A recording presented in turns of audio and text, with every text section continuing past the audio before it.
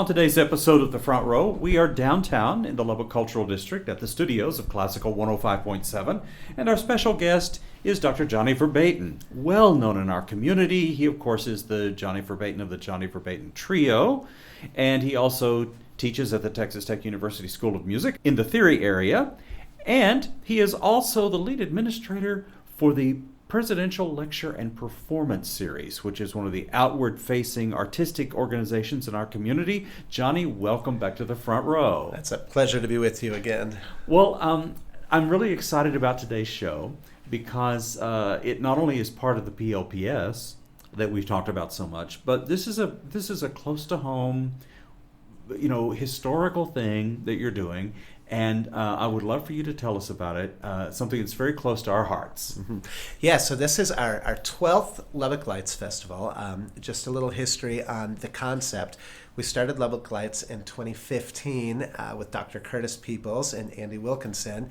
And the idea was to take something that's part of our cultural heritage, especially in the area of music, and bring it back to the community. So this is, of all of our events, the one that's really the most community-oriented, and we're so excited each year to highlight something that ties directly into the Lubbock community. And this year, we're going to be doing a special on Stubb's barbecue. Right. That will evoke all kinds of memories for a lot of people and a lot of associations. So I think this is a great idea. Oh, well. So how do you plan to bring this to fruition? Yes, so thank you. So, I think many of our listeners would know, but Stubb ran his first location here in Lubbock from 1968 to 1984 at 108 East Broadway. Mm-hmm. And so what we wanted to do was we wanted to work with people who were actually at that original location and remember what that was like. And so we put together a pretty all-star cast of kind of Lubbock legends, and that's going to include Paul Milosevic, Terry Allen, and Lloyd Maines. And then our conversation will be moderated by Andy Wilkinson. So they won't be performing, but they'll be using this to reminisce and tell stories about their experiences knowing Stubb and working with him and performing at the venue. Right. Well, you certainly got an all-star cast. That's all the right people. Yeah, that's great. So for folks who don't know, who may have come to the area, after the time of Stubb's Barbecue, what was Stubb's Barbecue all about, and what went on? Yeah, absolutely. So, and I am one of those folks myself. I grew up in the Milwaukee area in Wisconsin, and so I've been here in Lubbock since 2014, but I've kind of become an adopted Texan in this process. And as a musician myself and a music historian, it has been my great delight to learn about Stubb's Barbecue and everything that went on that really small stage. If you've been to the site, it's incredible how much music got produced there. The story with Stubb's Barbecue really ties back to the guitarist Jesse Taylor. And the two of them got together, and Jesse said, you need to get music out here. And out of that concept, they came up with something that they called the Sunday Night Jam, which has kind of become a bit of lore here in the Lubbock community. And so a lot of artists like the Joe Ely Band, Maines Brothers Band, Terry Allen and the Panhandle Mystery Band kind of got their start and cut their teeth on that Stubb's Barbecue stage. Well, that was the thing in doing a little prep for the show that I was literally blown away by, was the number of people who went through Stubb's Barbecue, who played there, who were part of that culture. It's a laundry list of great artists. Yeah, it's pretty incredible. And again, when you walk to the original space, I do this sometimes. I look at where the stage was and I think, how did such a big artist perform on that little space? It would have been quite incredible. And I think one that's really notable is Stevie Ray Vaughan, who played for about 2 years here in Lubbock every weekend at Stubb's Barbecue. And so it's such an iconic guitarist, but it really got a big part of his start at Stubb's Barbecue. Right. Well, I certainly hope that people who knew all of those folks and maybe even participated and were there will certainly come out to this episode of Lubbock Lights. Yeah, I'm hoping we have two different types of audience members. I would like to see people who remember Stubb, who knew him, and who enjoyed his legacy go and have some nostalgia and reconnect. But then, on the other hand, I'd like to see people who have interest in this community and in the arts who maybe don't know so much about Stubb's Barbecue to come and learn some things and in that way kind of keep our history, our cultural history alive. Right.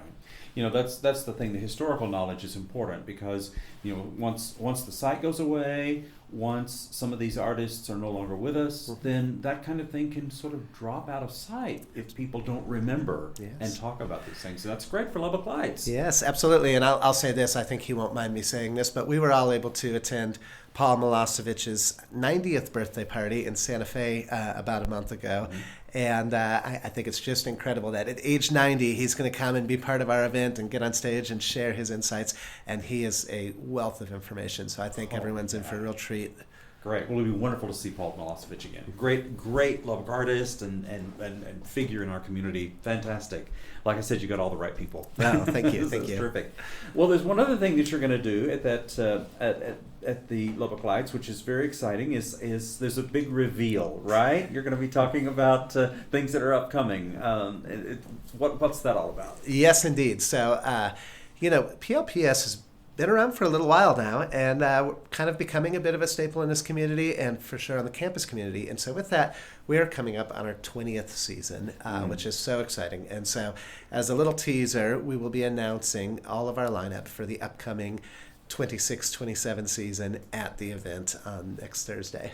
All right, great. So people should come just to hear that, right? Absolutely. Great, terrific, wonderful. And while I have you here, give us a little update on the Jonny Verbeten trio. What have y'all been doing? Oh, well, I'm so glad you asked. So we're always active, and the guys I play with, Tristan Knock and Dustin Pedigo, are wonderful. Dustin just got to go do some teaching at the Franz Liszt Institute, and on it he said he got to play. I can't remember the bass now, but anyway, he got to play some very iconic instruments, and so anyway, we're all keeping busy. We have a lot of new material. I've got about 9 or so original compositions, and we're going to be looking to get back in the studio with Alan Crossland in May. So. All right, great. Yeah. Playing around town? Our next one with the trio will be at La Diosa on April 11th. Okay, all right.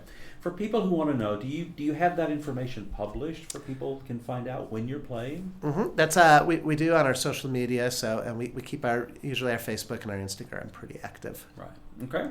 And for people who are interested in the Presidential Election Performance Series and more information about the upcoming Lubbock Lights, where can they find that? Yes, you can find that at presidentialseries.ttu.edu.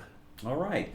Jonny Verbeten is our guest today on the front row, and a wonderful time we've had of it. Thank you so much for being on the show today. Oh, thank you so much for having me.